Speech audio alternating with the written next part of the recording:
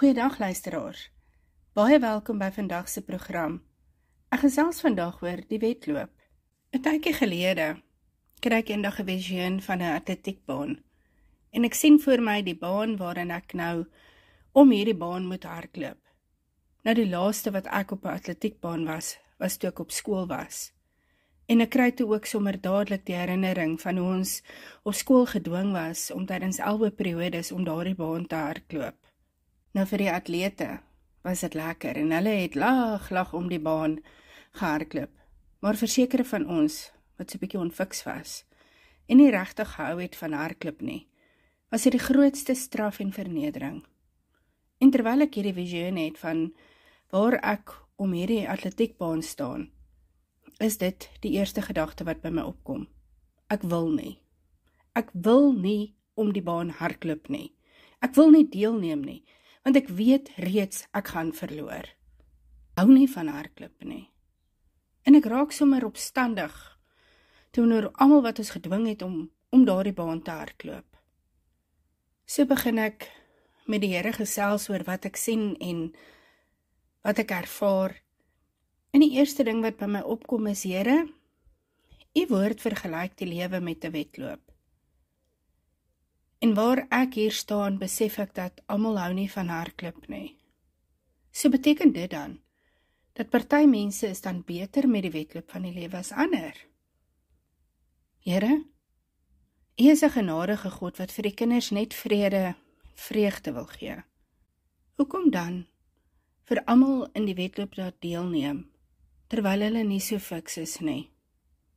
Hoekom U kind deur die situasie sit van vernedering, wanneer hulle nie kan voorbly nie? En so deur die loop van die middag, bly my gedagtes by hierdie atletiekbaan en die wedloop, en my simpatie en empatie met die wat onfiks is en nie wil hardloop nie.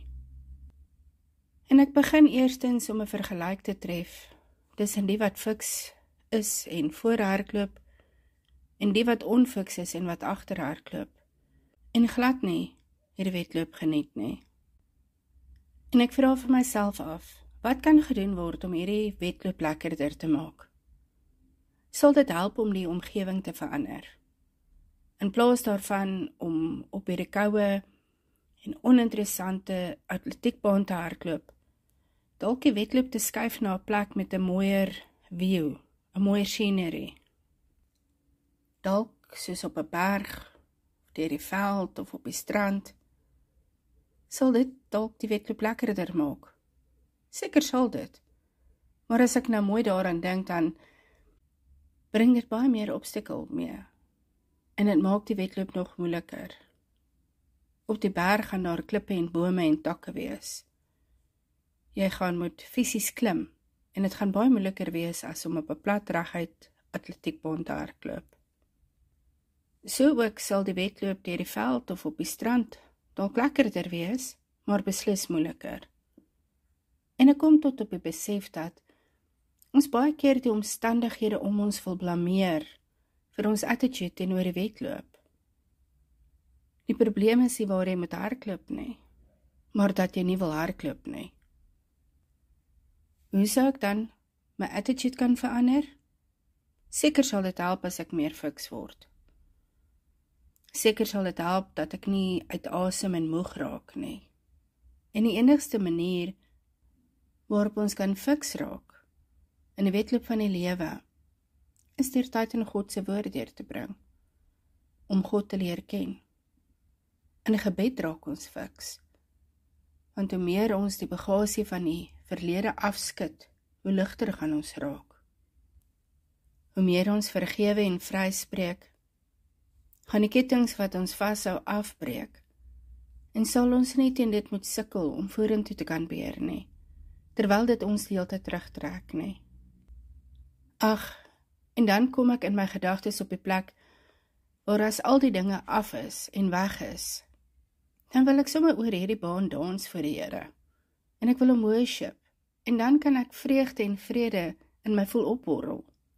Ons lees in Prediker 9 vers 11, weer het ek onder die son gesien, dat die wedloop nie is vir die vinniges, en die oorlog nie vir die helde nie, en ook die brood nie vir die wyse, of ook rykdom vir die slimmes, of ook guns vir die verstandiges nie, want tyd en lotgeval tref hulle almal. In ons gedagtes het ons dat dit is altyd net die vinnige atlete wat wen. En daarom wanneer ons dink aan die wedloop, dan wil ons sommer net reg aan die begin al uitsit. Want ons het die verwagting dat ons nie kans staan om te wen nie. Maar dan kom die woord van God en maak dit vir ons duidelik dat dit is nie altyd ons menslike verwagtinge wat realiseer nie. Sien, atlete beskik oor gawes en talente, sekere eienskappe waarop hulle staat maak om te kan deelneem. Maar op die einde is dit God wat bepaal wat die uitkoms sal wees. Ek dink aan Zola Butt, wat in die 1980 so besonderse atleet was. Volgens die kenners het sy dalk nie die bou van 'n atleet gehad nie, maar sy het die dryf gehad. Sy het hard gewerk en geoefen, en sy het die een wêreldrekord na die volgende verbreek. Die wêreld se oë was op haar tydens die Olimpies van 1984. Almal wou sien of sy haar opponent, Mary Dekker, wat baie meer ervare was en na wie sy opgekyk het as haar rolmodel, sou kon wen. Almal het 'n verwagting gehad dat een van hierdie twee vrouens sou wen. Dit was vooraf uitgemaak. En ek wonder of daar dalk beroepswedders sou wees wat groot geld op die spel geplaas het. Elkeen kies sy gunsteling, want seker moet een van hierdie twee vrouens wen.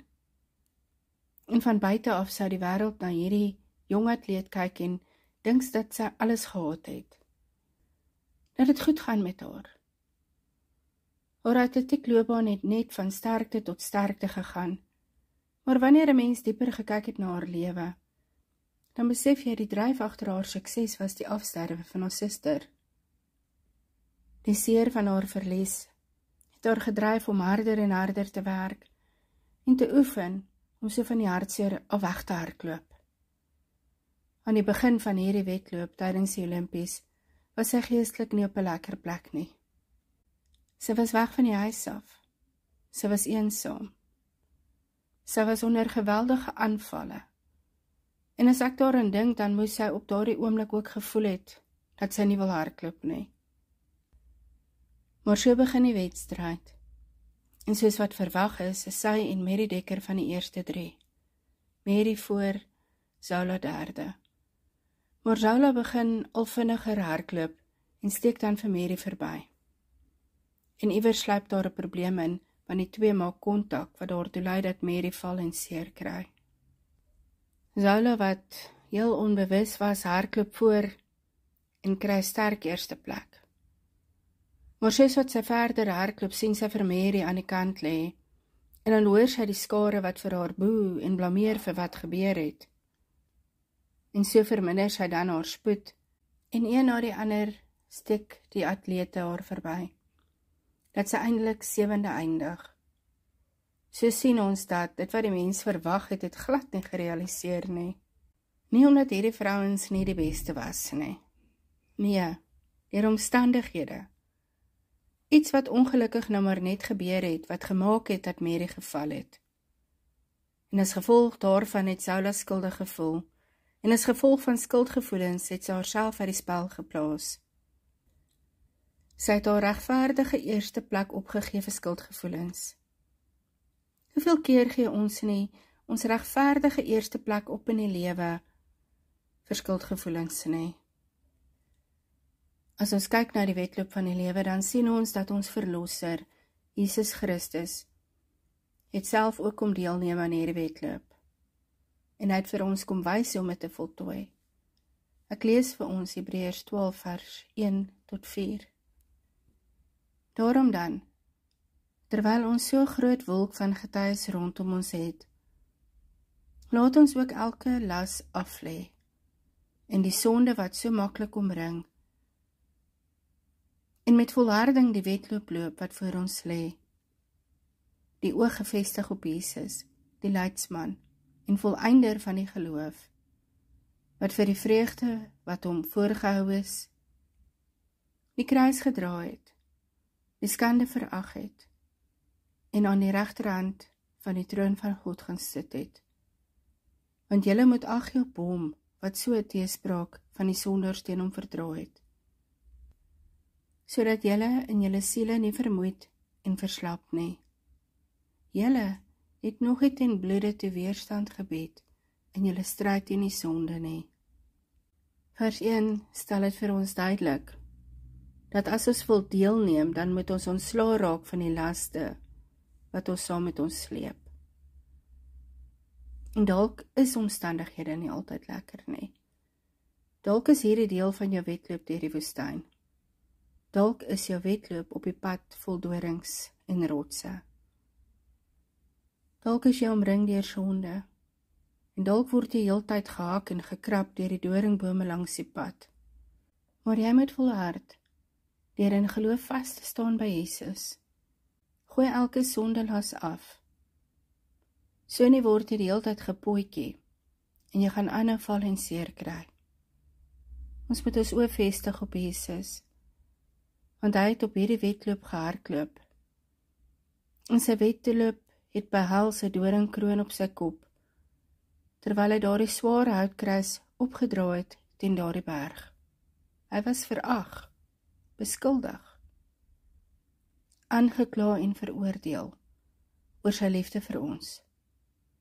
Sy wedloop was nie maklik nie. En hy moes gevoel het op 'n stadium die oorweldiging van al die seer en pyn en hartseer. Maar op daardie oomblik van oorweldiging kom hy nie in opstand teen God nie. Hy raak nie ontsteld en begin vir God blameer en die mensdom en die ene en daai ene nie. Nee, hy het daardie aanvaarding en berusting wanneer hy in Matteus 26 vers 39 op sy aangesig neerval en bid, my Vader, as dit moontlik is, laat hierdie beker by my verbygaan.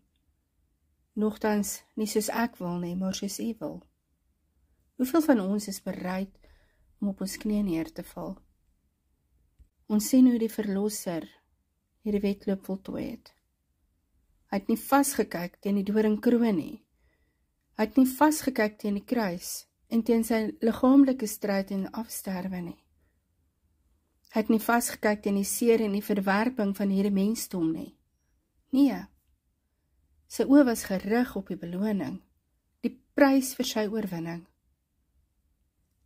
En die prys vir die oorwinning van sy stryd was dat ek en jy vandag ten volle skoon gewas is met sy bloed.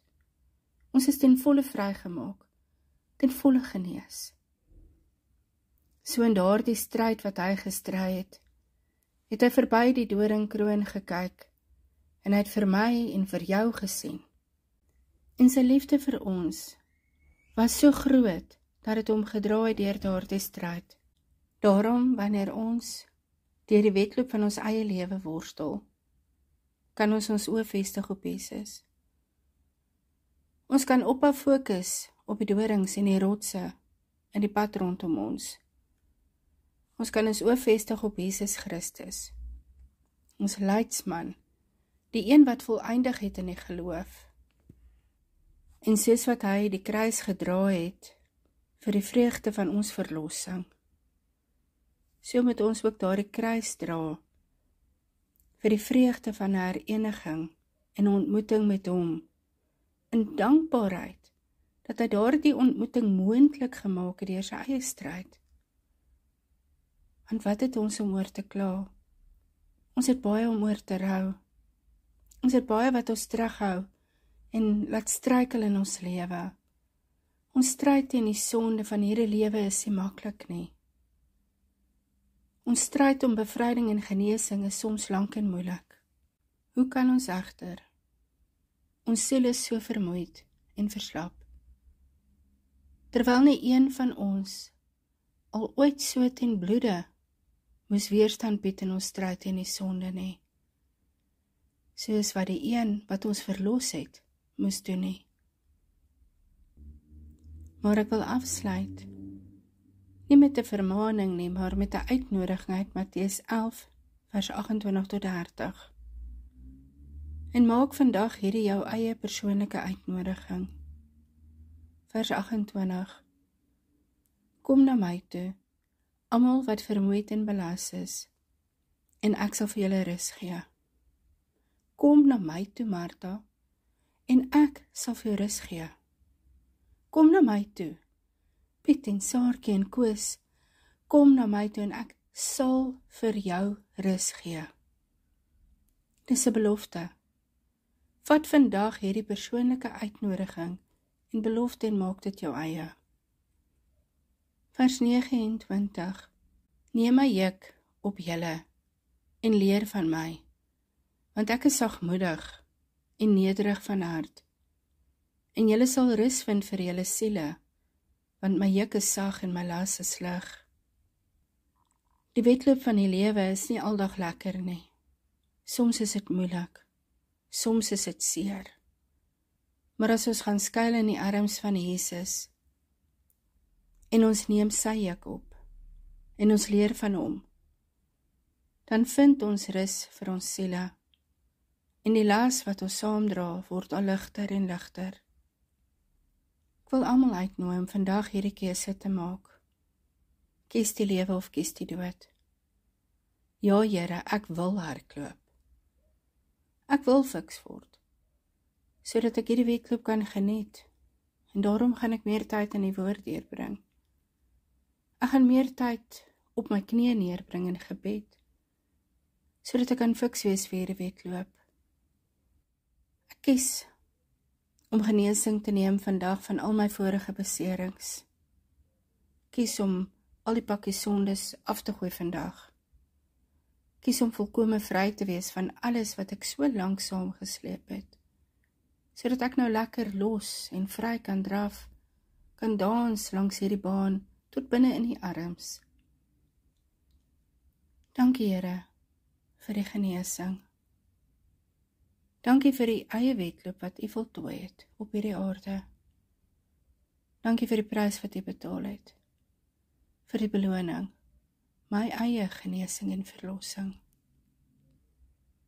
Dankie, Here, dat U is my herder, en niks sal my ontbreek nie.